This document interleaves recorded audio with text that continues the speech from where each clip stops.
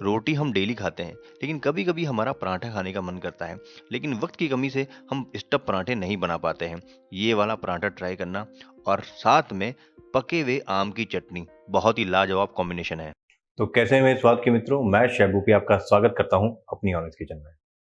शुरुआत करते हैं। आटा गूंदने से 2.5 कप गेहूं का आटा लिया है। नमक डालना है इसमें स्वाद के अनुसार। इसी के साथ में आप अजवाइन का इस्तेमाल कर सकते हैं, 1 छोटा चम्मच।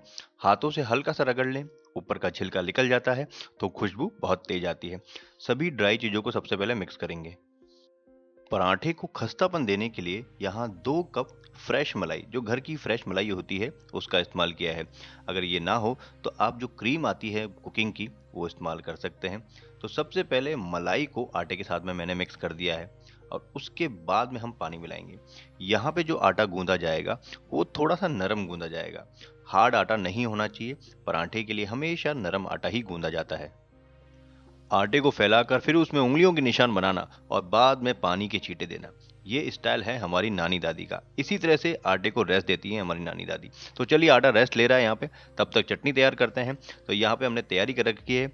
4 मीडियम साइज के टमाटर हैं, बिल्कुल लाल लाल हैं। ये है 1 इंच अदरक का टुकड़ा, 7-8 लहसुन की कलियां, 2 हरी मिर्च फाइन चॉप की हुई, और धनिया। टमाटर के अलावा सभी चीजें हम यहाँ पे आधी लेंगे, बाकी चीजें हम पराठे के लिए बचाएंगे। तो चलिए कुकिंग प्रोसेस की तरफ बढ़ते हैं। तो एक पैन में मैंने 2 टेबलस्पून ऑयल लिया है। ऑयल को अच्छी तरह गर्म करना है और पैन में चारों तरफ फैलाना है। ऐसा करने से पैन नॉनस्टिक पैन की तरह बिहेव करता है। तो यहाँ पे सबसे पहले हम आधा छोटा चम्मच जीरे का तड़का लगाएंगे।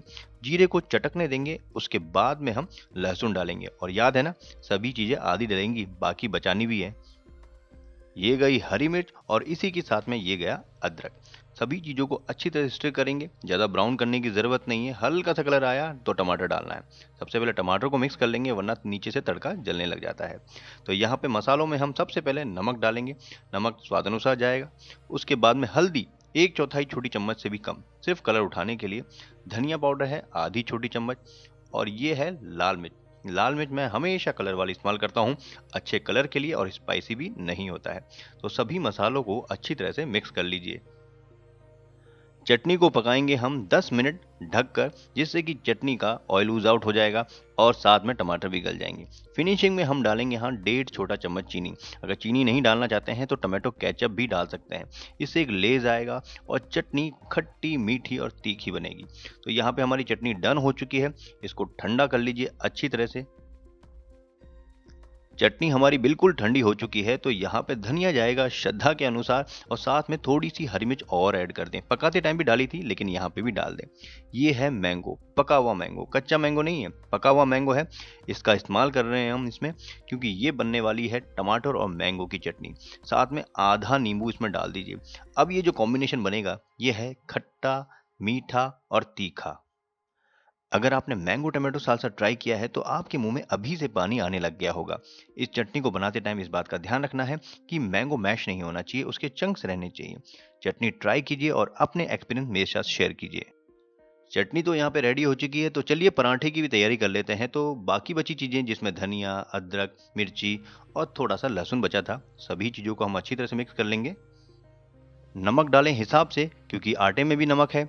आधी छोटी चम्मच लाल मिर्च पाउडर, 1/4 छोटी चम्मच से भी कम हल्दी पाउडर, आधी छोटी चम्मच भुना हुआ जीरा, 1 छोटा चम्मच मिंट है, ये सूखी मिंट है, हाथों से क्रश कर दी गई है। अब सभी चीज़ों को अच्छी तरह से मिक्स कर लीजिए। यहाँ पे आटा भी हमारा रेस्ट लेके सेट हो चुका है। इसको एक बार नीड कर लीजिए अच्छी तरह से, जिससे ये स्मूथ हो जाए। ध्यान रखना है कि आटा हमारा स्मूथ हो, गीला बिल्कुल नहीं होना चाहिए। तो चलिए एक पराठा बना लेते हैं। सबसे पहले लोई तोड़ के उसको गोल कर लेते हैं। थोड़ा सा सूखा आटा हम यहाँ पे छिड़केंगे, जिससे हम आसानी से बेल सके। हाथों से सबसे पहले फ्लैट कीजिए, उसके बाद में अपने बेलन से इसको गोल गोल लंबा कर लीजिए। इसको कोई भी डिज़ाइन नहीं बनानी है, मतलब गोल नहीं रखना है। फैलाते जाइए जितना पतला हो सके। और ये देखिए काफ़ी पतला हो चुका है यहाँ पे। अब यहाँ पे हम लगाएंगे थोड़ा सा घी। घी बहुत ज़्यादा मत लगाना, वरना गीला हो जाता है। हल्का हल्का सा लगाइए, लेकिन चारों तरफ से लगना चाहिए।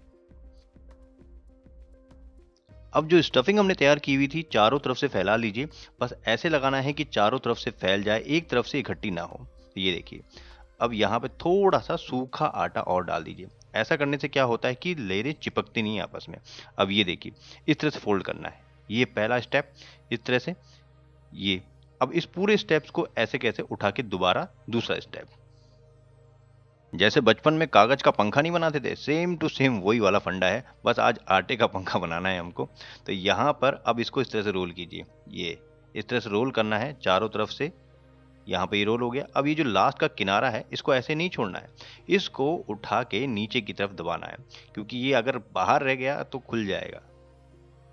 पेड़े को हल्का सा प्रेस करें, उसके बाद में इसको रेस्ट दे दीजिए, क्योंकि रेस्ट देना इसके लिए बहुत ज़रूरी है, जिससे इसकी परतें खुल जाएंगी। तो यहाँ पे 10 मिनट हो चुके हैं। अब यहाँ पे भुजिया का इस्तेमाल कर रहा हूँ। भुजिया आप बेसन की ले सकते हैं, आलू की ले सकते हैं, कोई सी भी ले सकते हैं। बहुत अच्छा टेस्ट आता है, साथ में क्रिस्पी भी होता है। लेकिन ध्यान इस बात का रखना है कि भुजिया थोड़ी कम डालनी है। बहुत ज़्यादा भुजिया डाल देंगे तो बहुत ज़्यादा क्रिस्पी हो जाएगा और टूटने लग जाएगा। तो हल्की सी भुजिया डाल के हाथों से प्रेस कीजिए, भुजिया अंदर चली जाएगी। उसके बाद में बेलन से इसको पतला बेलिए। लच्छा पराठा पे बेलन हमेशा हल्के हाथों से चलाया जाता है, जिससे परतें आपस में चिपकती नहीं है। तो चलिए अब सेकने की तैयारी कर लेते हैं। तवे को मीडियम हीट पे रखना है, बहुत ज़्यादा ठंडा नहीं होना चाहिए, बहुत ज़्यादा गर्म नहीं होना चाहिए।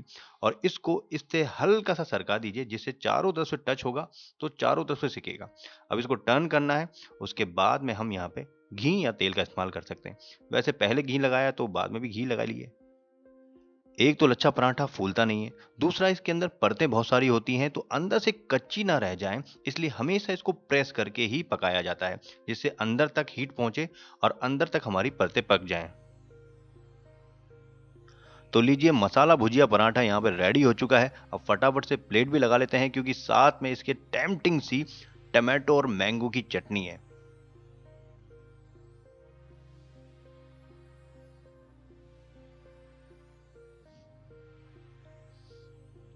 पराठे बनाते टाइम अगर सारे स्टेप आप फॉलो करते हैं तो इस तरह का पराठा बनेगा। देखिए, सारी परतें इसकी धीरे धीरे करके खुल रही हैं और कितना खस्ता है, क्योंकि जो मलाई हमने इसमें डाली थी उससे काफ़ी खस्ता भी हो गया है।